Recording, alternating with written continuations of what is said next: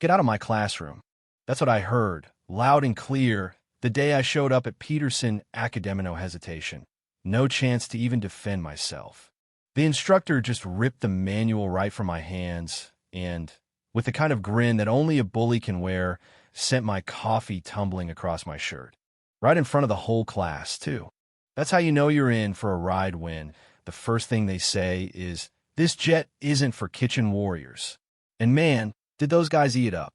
I could see their phones out, recording every second, and some jerk even called out, "Maybe stick to the kitchen mixer, honey," as the instructor tossed my application in the trash like it was nothing.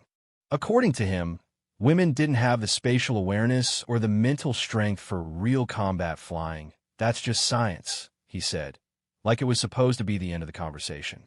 You know what I mean? I didn't cry wolf and give them that. Instead, I brushed my fingers across my grandfather's old pilot wings, still pinned inside my jacket, a tiny piece of courage that made me want to laugh right in their faces. They just picked the wrong woman to humiliate. Mackenzie Taylor, 32, MIT engineer, Air Force veteran, 4 generations of military in the blood, and not once in my life had I backed down from a fight that mattered. Most mornings, I'd sit in my little San Diego apartment, coffee in hand, watching jets take off from the Naval Air Station, daydreaming I was in that cockpit. After the Air Force, I worked at North Star Aerospace, designing the same kind of systems these guys train on, but that wasn't enough. I wanted to fly them, not just build them. I'd applied to Peterson Academy 3 years in a row. Never got in when I put my full name on the forms. Only when I left it as M. Taylor did they give me a shot. Probably thought I was a man. The irony, right? Nobody at the Academy knew I'd worked directly on the F-47's flight systems in the Air Force. Hell, I probably knew that jet better than the men teaching the class. My grandfather had given me his wings on his deathbed, squeezing my hand so hard I still remember the pain. "You'll fly higher than I ever did, Mac." I'd made a promise. You'd think credentials would speak for themselves, but instead I ended up outside, coffee-stained, security guards, laughter echoing. I didn't leave, though.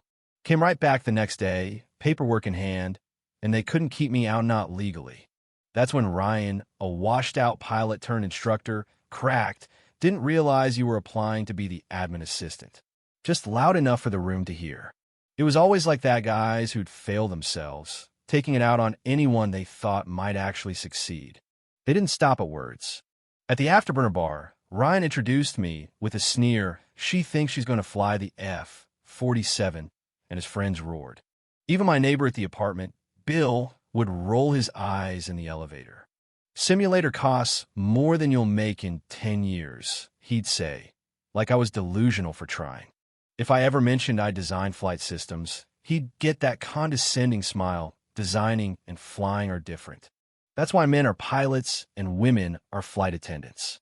He said it like he was doing me a favor. Yeah, that happened. Even at the grocery store, I couldn't get away from it. Wore my Academy jacket, and a little girl pointed, "Look, Mommy, she's a pilot." Her mom just dragged her away. "Not for girls like us," she said. And that hurt more than all the jokes. First week of class, they vandalized my desk with lipstick and kitchen utensils. Cute, right? And gave me old manuals, missing half the pages. When I asked about it, the secretary just said, "Check the women's bathroom. Maybe the guys hid them there." Brad Wilson, half my flight hours, was picked as team leader. I got to take notes. Nothing personal, Taylor, the instructor said, but Brad's idea of leadership was to talk over me and shove admin work my way. When the simulator training started, they set mine to the highest difficulty. System malfunctions, severe weather while the guys got standard settings. Everyone was waiting for me to crash and burn. But I worked through every problem methodically the way an engineer does. Ended up with a higher score than most of them, but the instructor said, "Taylor got lucky. We'll rerun the assessment." That's how it went. During emergency training, nobody wanted to partner with me. If I passed out, I'd rather crash than let a woman save me, one guy said. I had to practice on a maintenance dummy, while they joked it was my perfect boyfriend. By week 3, the pranks turned nastier. Colonel Peterson, the academy head, called me in. "You're disrupting the class. Maybe you should transfer to the passenger program. Less demanding." I aced the aerodynamics exam, scored a perfect 100, and they accused me of cheating. Knocked my score down to a passing grade, and told me to be grateful I wasn't expelled. It wasn't just inside the academy. Aviation blogs wrote about affirmative action reaching the cockpit, never named me, but posted a blurred photo and talked about standards being lowered. Then a video popped up online, edited to show only the moments where I struggled in the simulator, never mind that every guy had the same trouble. Comments exploded. Would you feel safe with her flying your plane? My mom called me in tears, asking if I should just quit. The Alumni Association threatened to pull funding over politically correct admissions. And then the FAA sent an evaluator to observe me exclusively. No one else, just me. I got a call that my tuition was short $5,000. Pay up in 48 hours or you're out. Had to take out a loan just to stay. Midway through, they changed the fitness standards, added tests that barely related to flying, just to weed out women. But I kept showing up, trained harder, stayed later.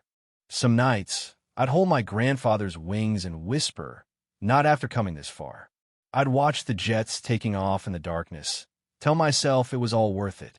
Finals cameo live flight in the F-47. Top 3 got to fly. The best got a job offer.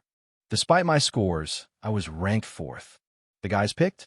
Brad, Travis, and Michael, the instructor's protege. The night before, I was alone in the simulator, replaying every move, wondering what else I could have done. Then I overheard Colonel Peterson and Captain Reed talking worried about a stabilizer flaw in the F-47. The exact problem I'd fixed in the Air Force, but they didn't know it. Peterson said, just don't fly above 32,000 feet with vector thrust, assuming nobody would. But Brad had already bragged about his big plans for tomorrow. He'd said he'd pull high-altitude stunts to show off. I stormed in, told them flat out, you can't send them up without warning about the stabilizer. I designed a fix for this. Peterson realized I was the mister.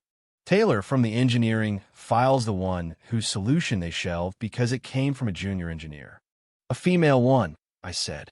After a heated debate, they let me fly last, not as a competitor, but as a technical consultant. My one shot. Didn't sleep that night. By dawn, I was running on adrenaline and stubbornness. Test, day-perfect weather, executives everywhere, media, the works. Travis played it safe. Michael tried a maneuver, nothing special.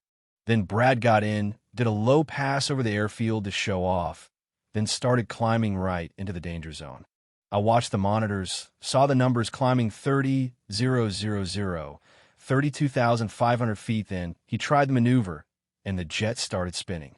Total loss of control. Without waiting, I grabbed the radio. Brad, it's Taylor. Manual override, thrust to 40%, left rudder, not right, the computer's wrong. A beat, then manual override, engaged thrust at 40 left rudder. Slowly, the jet stabilized, and he managed a rough landing. The crowd was stunned silent. Peterson turned to me, white as a sheet. Get in the backup aircraft. Show us what you did. Climbing into the cockpit, everything felt right, like the plane and our old friends. I took it through the basics, then, over the radio, told control I'd demonstrate the flaw and the fix. Peterson panicked, return to base, Taylor, but I kept going. Triggered the instability at altitude, then worked through my own recovery sequence. Smoothed the jet out, took it through maneuvers nobody else had tried, landed smoother than any flight I'd ever done. When I climbed out, the place was dead quiet. Then the manufacturer's chief engineer came over. How did you know about the stabilizer issue? We've been working on it for years. I told them, I'm a Mr. Taylor who wrote the fix. It's been in your files all along. Peterson had to admit publicly that the evaluation system was broken. Suddenly, the Academy announced a new scholarship for women, named after my grandfather. FAA offered me a special advisory role. The manufacturer offered me the test pilot and lead engineer, job at double the usual salary. At graduation, Peterson pinned my grandfather's wings on me. Applause broke out, the kind that give you chills. But I didn't stop there. I pushed for changes to the admissions process, made sure the instructor who humiliated me was removed, but I didn't ask for the guys who tormented me to be expelled. They need to learn, I said. Let them carry that knowledge and be better pilots. 6 months later, I led the first all-female test flight of the improved F-47. 4 jets for women, soaring over the academy while a new generation of girls watched from the observation deck eyes wide, dreams taking shape. Peterson, watching from the control room, finally understood. The execs who dismissed me now quoted my work in presentations, used my name in marketing.